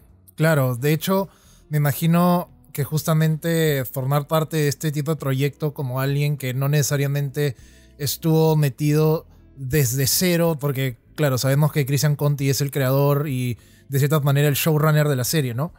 Él fue el showrunner, sí. Claro, y justo como sabemos y como has mencionado, tú ocupaste el rol tanto de guionista como de director. ¿Tú tuviste que cambiar mucho de tu proceso creativo al momento de tratarse de esta historia donde colaboraste bajo la visión creativa de otra persona, en este caso de Christian Conti? ¿O no cambiaste mucho y fue cuestión de simplemente ajustarte un poco nomás a las cuestiones, digamos, no convenciones narrativas necesariamente, pero también pienso en cuestión de los códigos de cultura que se manejaban dentro de la serie, porque es una serie colombiana a comparación de tus otros trabajos que han sido de códigos netamente peruanos, ¿no? Sí, pero lo interesante es que, o sea, Christian, como te digo, es español. De los 4 guionistas, 3 éramos extranjeros y había solamente un colombiano, ¿no? Que era crucial, obviamente, porque también nos ayudaba mucho a la hora de los diálogos, ¿no? Y obviamente el elenco también, ¿no? Siempre ha habido mucha flexibilidad de parte de Christian, felizmente. No solamente hacia mí, ¿no? Para él, inclusive yo me acuerdo al inicio del rodaje, un día, o sea, después de 2 o 3 días me acerqué y le dije, oye, ¿vas a estar al lado mío o vas a estar ahí atrás? ¿No? Y es que no me quiero meter. No. O sea, claro. O sea, había realmente una confianza y una libertad. O sea, obviamente que cuando él quería algo, cuando él veía que faltaba algo, cuando él sentía, o sea, me acuerdo inclusive en días que no venía, donde me llamaba y decía, Javi, por si acaso, en esta escena, este diálogo para mí es crucial, ¿ah? O sea, sí me gustaría, o esto que escribí ahí, que se rasca la cara, ¿no? Estoy inventando el ejemplo, ¿no? Pero claro, sí. Sí me gustaría, o sea, porque esto de aquí... Estoy pensando poner en el episodio 9 después algo que haga referencia a eso, entonces no podemos no dejar de tenerlo. O sea, ese tipo de cosas que obviamente es crucial, es importantísimo como director cuando estás metido en un episodio. Aparte, obviamente hemos filmado esto en desorden, ¿no? O sea, claro. Esto no ha sido filmado en orden y inclusive, o sea, los primeros 3 episodios se filmaron juntos, ¿no? Los del medio, que nos hizo Carlos Moreno, que es un director colombiano muy prolífico, la verdad, que fue uno de los directores del Patrón del Mal, ¿no? La serie sobre Escobar. Claro. Carlos hizo los 4 del medio y yo hice los 3 finales, ¿no? Entonces yo hice los 3, yo hice como los de los extremos. Aunque es verdad que hay escenas en mis episodios que son dirigidas por Carlos y viceversa, ¿no? Porque no siempre... Sí. Porque si hay una locación que aparece solamente una vez en el episodio 2, que es mío, y 3 veces en el episodio 6, que es de Carlos, entonces la escena mía se la van a dar a Carlos para que él dirija las 4, ¿no? Claro. O sea, y no va a tener que regresar a esa locación solamente para que yo dirija una escena. Ese tipo de cosas que son de logística que también dictan un poco. Entonces, al final de cuentas, por más de que tengan mi nombre o el nombre de él, hay escenas que yo dirigí y viceversa. Pero la mayoría de mis episodios los hice yo, ¿no? Claro. Entonces, sí hay una adaptación, ¿no? A querer, obviamente, llevar a mejor puerto la visión de otro. Pero es una visión que yo asumí como mía también, ¿no? Y es una decisión al inicio, ¿no? Y en realidad la tomé cuando leí el piloto, ¿no? Claro. Y en verdad la tomé cuando leí una escena que me pareció extraordinaria y que está, ya no me acuerdo, este es en el episodio 1, creo, ¿no? Donde, que esto es algo real, ¿no? Donde en la selva colombiana, o sea, esto no lo vemos en escena, vemos la consecuencia de esto, pero lo que hacían era tirar como bolas de plástico que flotaran a los ríos con una lucecita adentro y si tú encontrabas esta pelota como de plástico transparente, tenía una luz adentro y tenía un mensaje que decía: salte de la guerrilla, llama a este número y te podemos ayudar. Y esto terminó siendo muy importante, o sea, esto terminó ayudando Y había una escena donde el personaje principal de chico se tiraba al río y de pronto salía del agua y tenía todas estas burbujitas, todas estas como pelotas de cristal, no de cristal, sino de plástico transparente con luces alrededor de él. Claro. Y como imagen me parecía extraordinaria, ¿no? Entonces, Sí. más allá de todo lo que la serie dice y más allá de que Juan Pablo Raba era un actor con el que yo quería trabajar y el resto del elenco también, esa especie de poesía de esa escena me parecía algo no tan frecuente en televisión, ¿no? Entonces Claro. dije, si él es capaz de escribir esta escena, nos va a dar más de ese tipo, ¿no? Y entonces, la verdad que fue una linda experiencia. Es Claro, bastante interesante claro, la bacán, idea bacán. de hacer de tu misión tratar de trabajar con personalidades internacionales, tener todos los nexos para que tú puedas tener también con Dynamo, con con otros directores, productoras, que tú puedas ampliar un poco más tu directriz. Y eso me parece que es algo de lo más emblemático un poco de tu trayectoria, ¿no? En Contracorrientes hemos visto en el póster tenemos a un boliviano, a una peruana y a un colombiano. En El Elefante Desaparecido también hay bastante participaciones de actores colombianos. Y hasta tú tuviste que ir a dirigir una serie basada en los procesos históricos de Colombia, ¿no? Entonces, estas narrativas súper variadas culturalmente, que también podrían hacer espejo con nuestra historia, ¿no?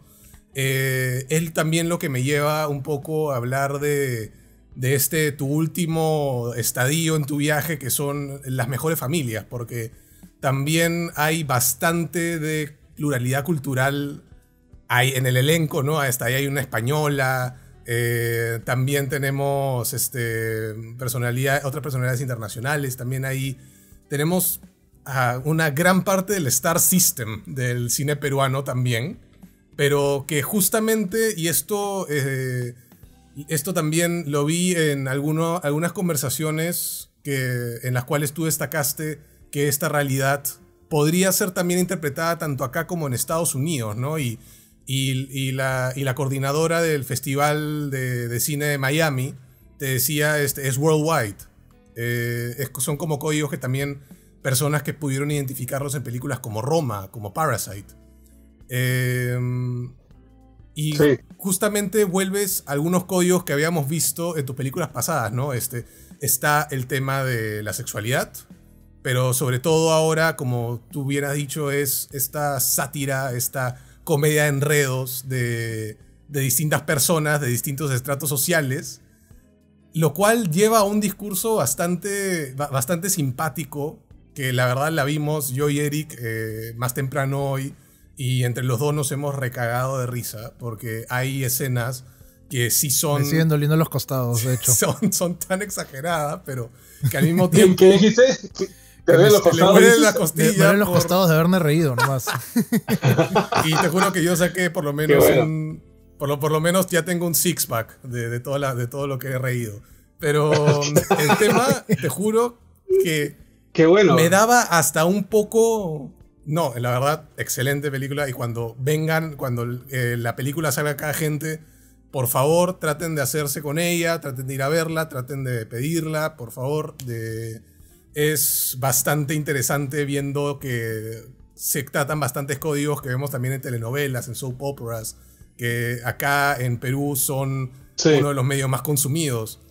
Pero justamente quiero volver a la comedia, porque también había momentos en donde, como, no quiero hacer mucho spoiler, ¿no? Pero en la escena donde están todo el reparto reunido, había momentos en donde teníamos comedia pura, pero al mismo tiempo estaba siendo contrastado con una verdad, en la realidad tal vez más del pasado que de ahora, aunque tal vez ahora también siga pasando, de personas que se han sentido muy acongojadas al saber la verdad de su procedencia. Para ti, ¿cuál es la importancia de la comedia y la levedad para poder bajar estas barreras de la crítica, ¿no? Para que la gente no se sienta tan criticada, para que la gente pueda digerir esta película de una mejor manera, porque creo que eso es un poco lo que pude ver y lo que siento que la gente va a sentir cuando ve esta película. No se va a sentir como que criticada, como decir San Isidrino Pituco, ¿no? Siento que hay todo un bagaje por la levedad que hace que el diálogo sea un poco más bienvenido. Tal cual, ojalá, o sea, me alegra un montón que lo veas así, porque tal cual como lo has dicho, era la intención, ¿no? O sea, definitivamente aquí hay una crítica ácida, yo diría, a un poco, o con humor ácido en todo caso, a este mundo en el que he crecido yo, ¿no? Y que hemos crecido varios en el Perú, ¿no? Es un mundo privilegiado, es un mundo que le cuesta ver sus fallas, ¿no?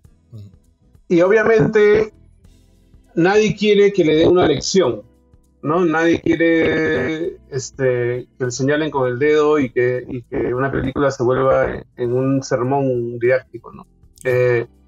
Y es ahí donde, por más de que yo siento que es una película, a ver, obviamente que al convertirse en una sátira, exagero ciertas cosas, ¿no? Pero tampoco están tan lejanas de comentarios que he escuchado, actitudes que he visto, o realidades que han pasado, ¿no? Para nada.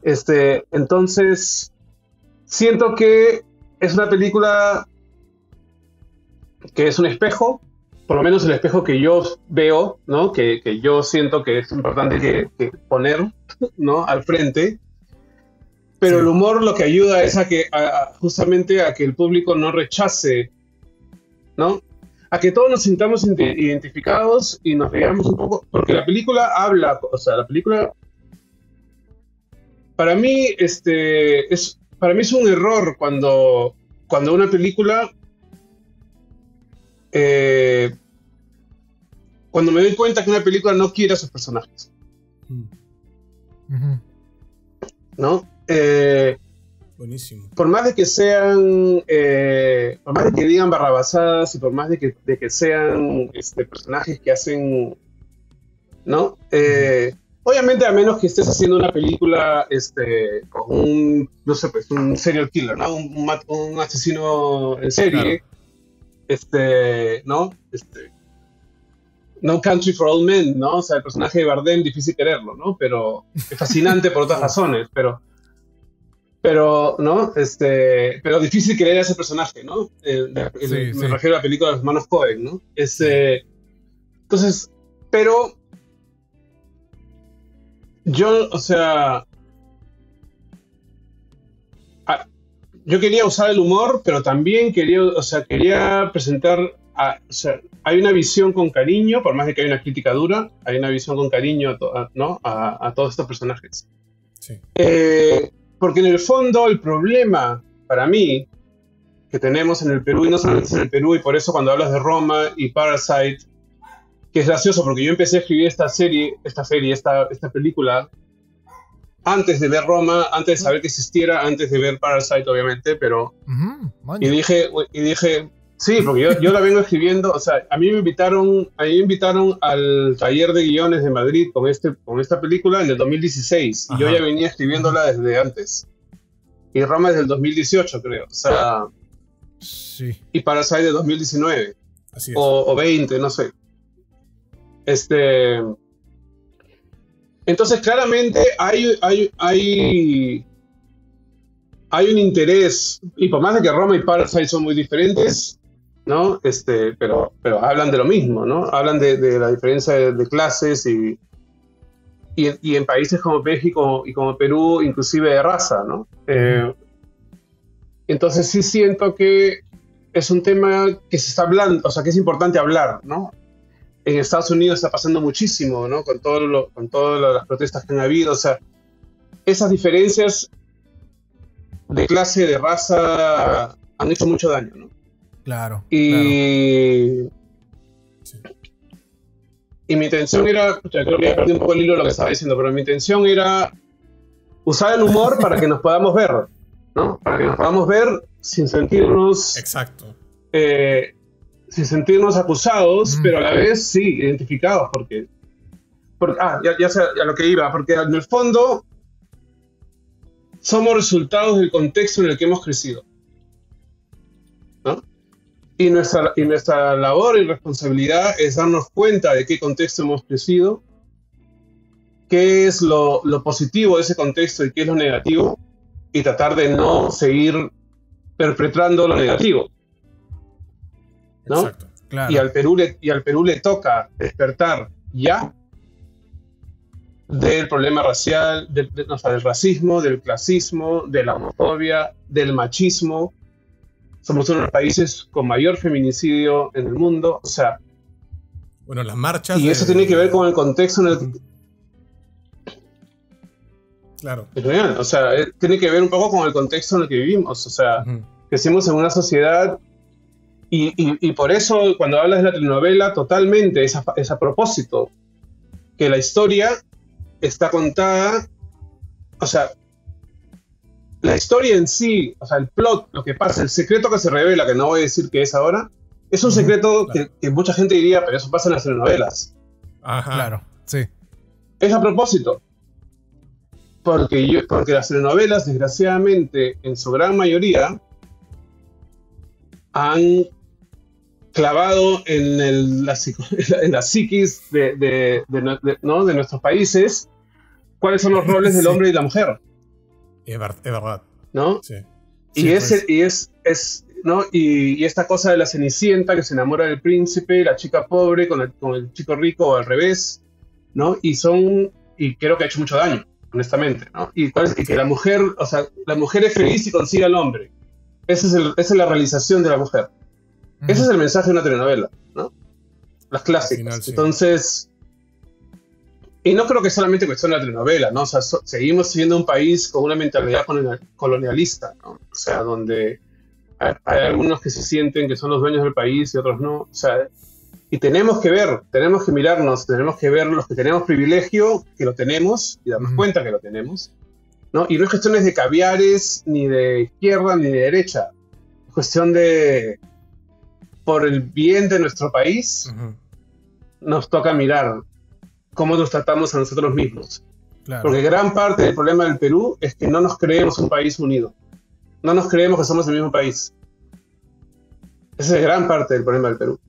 De todas maneras. Entonces, y de hecho, eso se ve muy claro en esta película y voy a repetir en verdad, sorry por redundar lo que dijo Alonso, cuando esta película salga en salas acá en Lima, que esperemos sea pronto, dedos cruzados que el COVID no empeore.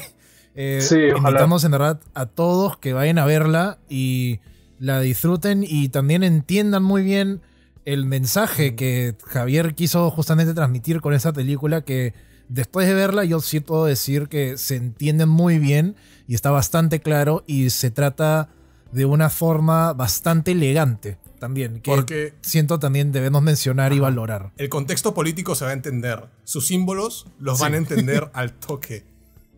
Y creo que eso va a facilitar bastante su disfrute. Así que las mejores familias, apenas sepan de ella, go. No hay pierde. Compren su ticket en cualquier cine cercano. Antes ya de Sí, cerrar, gracias. que estamos... No te Sí. preocupes, de verdad es merecido. Antes de ya ir cerrando, una última consulta en cuanto a proyectos futuros que puedas tener. Sabemos que, como mencionaste, tienes estas dos historias que vienes desarrollando hace un tiempo. Es The Woman Who Feared the Sun, la mujer que le teme al sol, y Sinister, que es este musical de rock. Aparte Sí. de eso, ¿qué más, digamos, se viene para Javier Fuentes León? De repente regreso a Distrito Salvaje, como trabajar ahí en cuanto a guión o dirección de nuevo. ¿Qué se viene? No, yo creo que desgraciadamente Netflix decidió que con la segunda temporada terminaba Oh. Distrito, o sea que sí. O sea que yo no creo que... La verdad que no sé si lo han anunciado o no sé si habrá planes, pero que yo sepa no... Por lo menos por ahora no me han dicho nada, así que... Bueno, iré al IMDb Es una- a es una- actualizarlo al 2020, que cierra ahí. No, bueno, no sé, o sea, tampoco me quiero meter a tomar decisiones, o sea, que yo sepa, o sea, por lo menos a mí no me han dicho nada acerca de que haya una tercera temporada. No sé Ok. si Netflix hará un anuncio, Pucha, no sé si serían unos Netflix tontos. hará un anuncio, Es muy buena la serie. No pueden acabarla así. sí. O sea. Bueno, ojalá. Habrá que ver. Y bueno, yo he sido, o sea, todo el año pasado de pandemia he estado liderando como jefe de guionistas un proyecto que fue, que bueno, que Netflix anunció que era sobre, ¿no? Sobre el caso de Paolo Guerrero. Mm. Así que creo que no puedo decir más que eso porque ellos han anunciado que iban a hacer una serie sobre eso, así que Buenísimo. he estado involucrado en eso. Sobre el caso de antidoping, ¿no? De Paolo, básicamente. Ajá. Y que todavía no se ha filmado, pero se supone que se filma este año. Y veremos, bueno, si sigo o no. Vamos a ver. Y nada, estoy desarrollando, o sea, en realidad ahorita estoy empezando a trabajar The Woman Who Feared the Sun, ¿no? O sea, la mujer que le temía al sol, que es esta, es mi siguiente película. Es más, ahorita estoy trabajando, bueno, ¿no? Con Delia García, que es mi productora, ¿no? Es como la productora peruana de mis películas.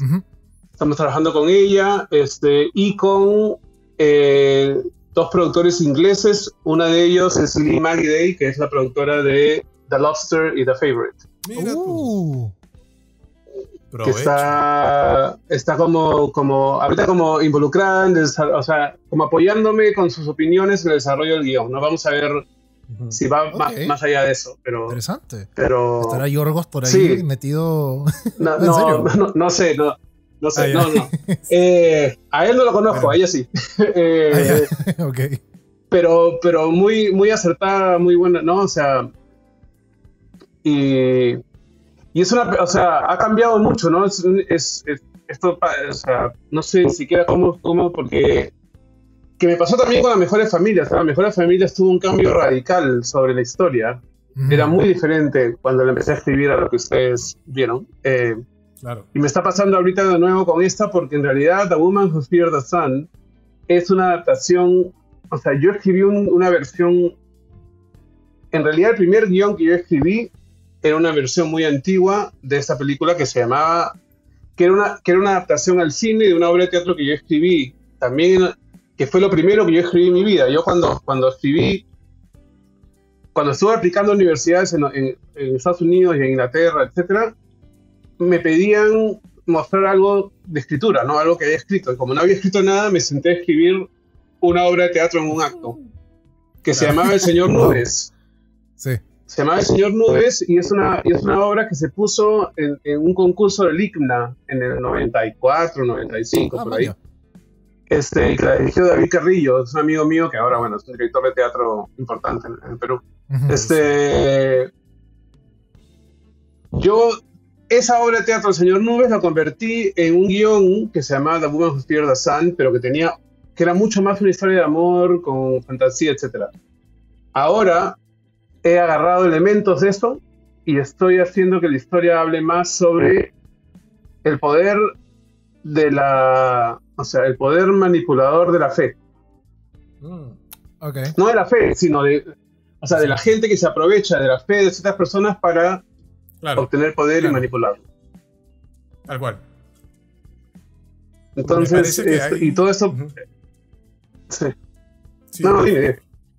No, es que justamente me parece que ahí hay un tema de enclave bastante importante, que es una de las cosas que en la sociedad actual se viene discutiendo mucho, ¿no? El uso de las narrativas, el uso de la narrativa para que tú puedas también contar tu verdad, y sobre todo las narrativas que se están usando actualmente en un panorama bastante incierto, que ponen que tratan de manipular o tratan de usarse para maneras un tanto malignas, ¿no? Sobre todo en aspectos políticos, en propagación de mentiras, o tal vez en propagación de algún tipo de control masivo. Me parece que justamente ahí lo que no falta contigo, la verdad, son ideas, y son ideas muy pintorescas. Me parece que justamente la mujer que le temía al sol es yo una vez escuché un poco cómo era la concepción de este romance de una mujer que corrígeme si me equivoco, una mujer que no podía salir bajo la luz del sol porque estallaba. Y Rock Siniestro... Sí, se prendían llamas. Exacto. Sí. Y Rock Siniestro, que era más que todo un musical, un rock opera, pero con una sociedad segregada entre zurdos y diestros. Lo cual me parece loquísimo. Sí, exacto. Porque uno podría decir, es una cuestión muy exagerada, pero si revisitas la historia, la idea de los zurdos y los diestros, los zurdos eran llamados como eso, ¿no? Como los siniestros. Y se le obligaba a la gente hasta amarrarse la mano detrás de la espalda y escribir con la derecha. Sí, y a ver, y el punto es... Sí, no, dime. No, por favor, sigue. Termina tú, perdón. Sí me gustaría saber más o menos cómo concebiste estas ideas. O sea, claramente a mí, inclusive Las Mejores Familias, que probablemente sea de las 3 películas que he hecho, ¿no? Porque Distrito Salvaje es una serie muy realista, ¿no? Pero no es una visión originalmente mía, ¿no? Pero claramente está muy enfrascada en la realidad y no usa la fantasía ni mucho la metáfora ¿no? Uh-huh. Mis películas sí, ¿no? O sea, Contracorriente, El Elefante, ya sea que es realismo mágico, ya sea que sea, ¿no? El thriller surreal, psicológico. Pero inclusive Las Mejores Familias, que probablemente sea la más arraigada a una realidad, tiene este elemento que es esta casita, que ya cuando la gente la vea, ¿no? Que le da algo de surreal a la película, ¿no? Entonces, claramente a mí sí me interesa mucho usar la fantasía para hablar de la realidad, ¿no? Uh-huh. Y mis 2 proyectos que siguen, claramente regresan de nuevo a apoyarse mucho en la fantasía. Claro. La mujer que le temía al sol, sí, o sea, ella es parte de una comunidad que entra en contacto con el sol, se prenden en llamas, ¿no? Uh-huh. No son vampiros, entonces por lo tanto viven de noche, ¿no? Y esto, o sea, cuando ya la película, o sea, quisiera no decir mucho acerca de eso, pero bueno, esta es una metáfora sobre la religión, ¿no? Porque uh-huh. una pregunta en ese proyecto va a ser si realmente se queman o si se han dicho que se queman.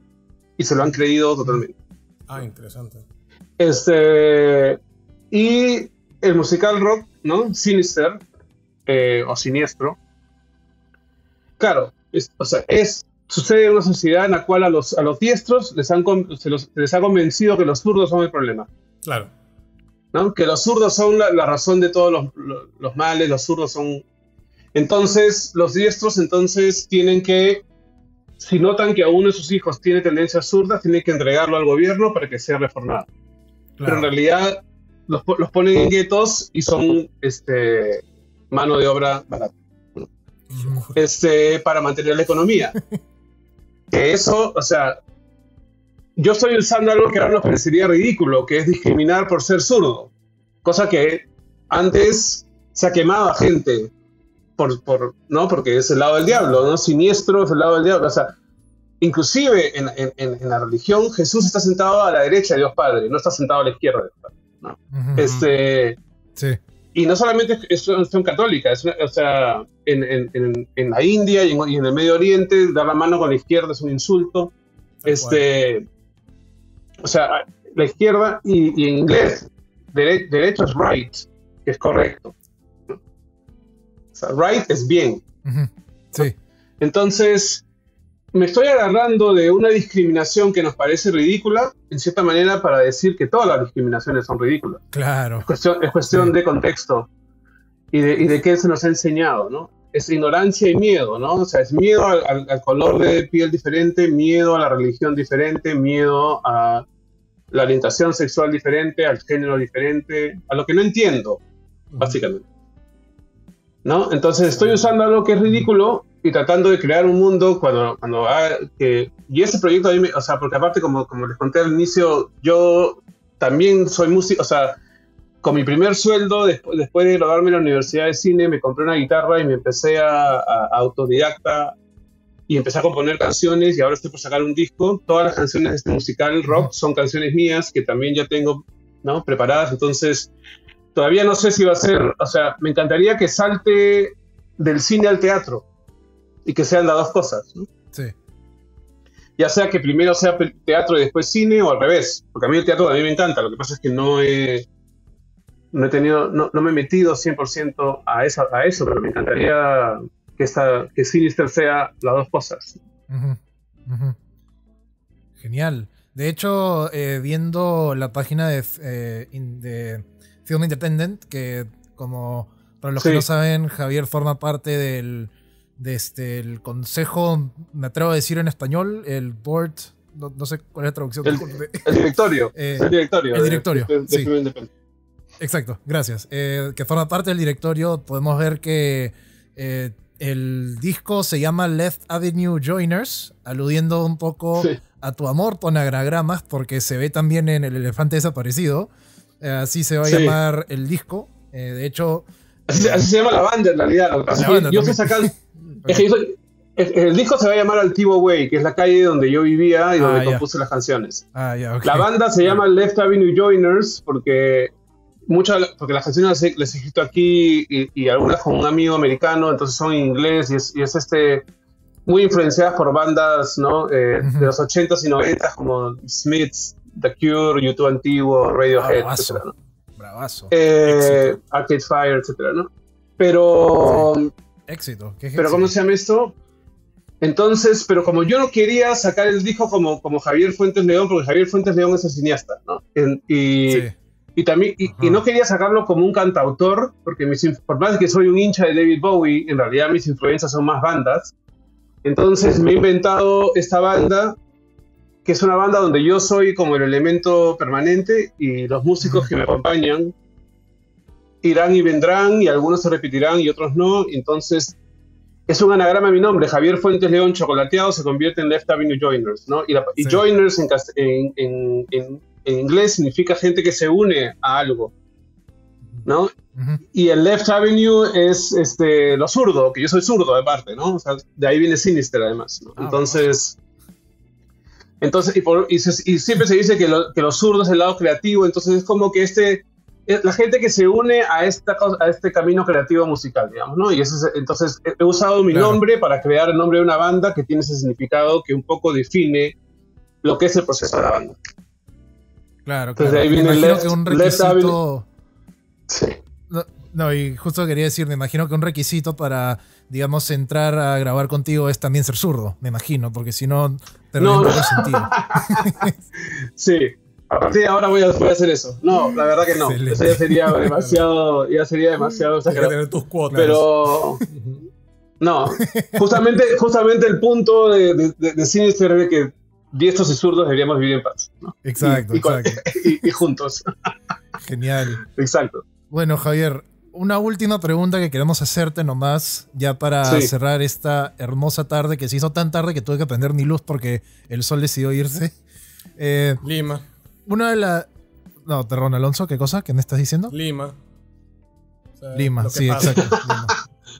Todo medio panza de burro en la tarde, pero estuvo bien bonito hasta ahorita que ya se hace de noche. En fin, muchos acá que nos escuchan también, y tanto Alonso como yo somos amantes de la escritura, nos encantan los guiones y siempre vamos a tener muchos desafíos en cuanto a las historias que queremos escribir y las historias que queremos contar.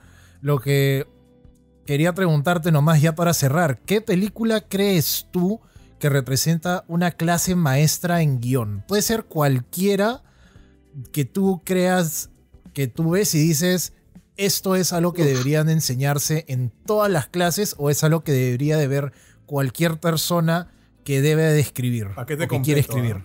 Diálogo, ritmo, estructura. Exacto. Mira, sí. Está complicada la pregunta. Por algún motivo se me viene el graduado a la cabeza, ¿no? Pero, aunque en realidad el graduado también, o sea, como está filmada, es gran parte de lo que hace que esa película sea... No, la puesta en escena del graduado es una maravilla, ¿no? Para mí. Buenísimo. Pero bueno, sí. Complicado, ¿eh? Porque no, o sea... se me viene grabado, pero creo que todas las películas que te mencioné al inicio, ¿no? De las que soy hincha, creo que muchas de ellas tienen guiones increíbles, ¿no?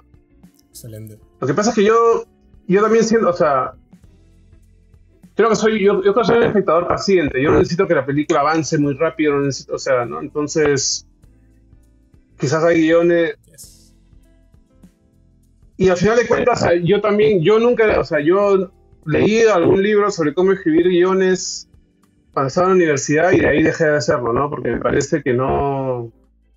Esto de tener estas pautas de que a tal tiempo tiene que suceder algo y a tal tiempo, ¿no? Creo que Son más guías que cualquier cosa, creo. Más que reglas. deberían ser guías, sí, guías si es que te ayudan y si no, no. Exacto, Claro. sí. Creo que sí, cada Sí. persona ya debe simplemente acomodar lo que decimos, ¿no? Estas guías de repente, estas sugerencias, de acuerdo a las historias que cada uno quiera Sí. contar. Qué bueno. Otro guión que es increíble es Chinatown, de Polanski. Uf, sí. Ya, el guión no es de Polanski, el guión es de Robert Towne, Sí. pero Ujú. Chinatown es, ¿no? O sea, dentro de este cine, ¿no? O sea, narrativo más convencional, ¿no? Porque si queremos ir a algo mucho más, Yes. o sea, In the Mood for Love es mucho menos, o sea, es mucho menos plot, ¿no? O sea, Claro. si queremos o sea, un guión de una trama muy bien estructurada, muy bien contada, ¿no? Con una serie de subtextos, ¿no? Chinatown me parece que es una película, aparte es un clásico, ¿no? Increíble. Perfecto. Claro. Y me parece que esos son los rudimentos, Genial. ¿no? Que todo aprendiz de guionista debe entender una vez que también luego se enrumbe a tratar de hallar su propio estilo, ¿no? Hay muchas cosas que a mí me gustaría tipo recalcar cuando estamos en el podcast, que es no queremos que las personas piensen que porque le decimos que tienen que hallar su estilo voy a escribir las cosas de la manera más meliflua, ¿no? Definitivamente hay parámetros y también Chinatown tiene una estructura bien pulcra que muchos podemos apreciar por eso, ¿no? Por ejemplo, para mí siempre va a ser la traducción, para mí la mejor traducción de Shakespeare a la pantalla grande, que es Tronos de Sangre de Akira Kurosawa. Creo que para ti, Eric, sería Claro. Nolan. ¿O me equivoco? Bueno, Memento para mí es una clase magistral. Sí, No mucho por digamos, profundidad de temática, que de hecho también tiene, ¿no? Pero a mí me encanta Memento más en cuestiones de cómo Nolan construye esta historia que se cuenta de esta manera y aún así tiene sentido. sí, no.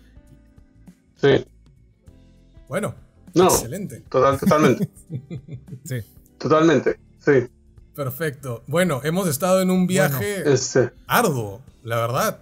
En un trip que nos ha llevado de Perú hasta Colombia, hasta Los Ángeles, hasta España. Y esa es la carrera que nosotros tenemos acá entrevistando a Javier Fuentes León. Es una experiencia y una trayectoria de la cual muchos pueden aprender. Muchos pueden crecer aprendiendo de las experiencias que ha tenido este director, guionista, productor. Y sobre todo, yo y Eric estoy seguro que en esta conversación ha habido demasiados gains. Ha habido demasiadas lecciones, demasiados aprendizajes que creo que vamos a utilizar también nosotros para nuestra carrera. Queríamos agradecerte infinitamente por tu participación, por tu amabilidad, por tu paciencia. Yo sé que No, acabas de decir, gracias. eres un espectador paciente y te lo agradecemos mucho. Y nada. No, pero la verdad que ha sido, no, mi gracias a ustedes. No he necesitado paciencia para nada en esta conversación. Gracias. Gracias. Más bien, mi gracias por el interés y por las preguntas y por los halagos. Excelente. Mi gracias. No tienes que mencionarlo. Eso no se agradece. No lo digo. No lo digo por nada, pero realmente son merecidos. Contracorriente, El Elefante y ahora Las Mejores Familias son 3 muy buenas películas. Nuevamente, a las personas que estén escuchando y nos estén viendo en YouTube, les recordamos que vayan a ver Las Mejores Familias cuando esté disponible ya en Lima, en los cines, o adquiéranla de manera legal por los distintos medios de streaming que podrá haber. Me imagino que por la pandemia tendrá un estreno doble, probablemente. No sé si acá funcione muy bien ese modelo que Creo que Warner lo está haciendo ahorita en Estados Unidos con HBO Max justamente. Pero nada, Sí. nuevamente, gracias Javier por haber venido hoy día. Ha sido una conversación bastante amena, ha sido muy entretenida. Y como bien ha dicho Alonso, hemos los dos aprendido muchísimo hoy en día. Y nada más que decir, creo. Alonso, unas últimas palabritas ya para despedirnos. O Javier, unas últimas palabras que quieras decir antes de despedirnos. No, nada, mil gracias en realidad y bueno, ojalá que, la verdad que me alegra un montón que haya cada vez más y más gente interesada ¿no? por el cine y por hacer cine en Perú. Necesitamos contar nuestras historias y que contémoslas desde todos nuestros diferentes rincones y ángulos, ¿no? O sea que cuanto más voces, mejor para nosotros, ¿no? Excelente. En todo tipo de cine, género, no género, autor, comercial, todo es válido y todo aporta. Excelente.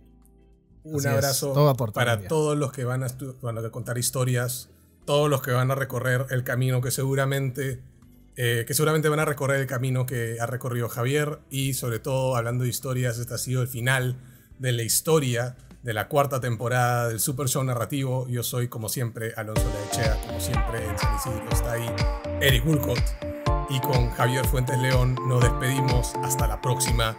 Y que tengan una feliz vida, aunque sea incierta. ¡Chau!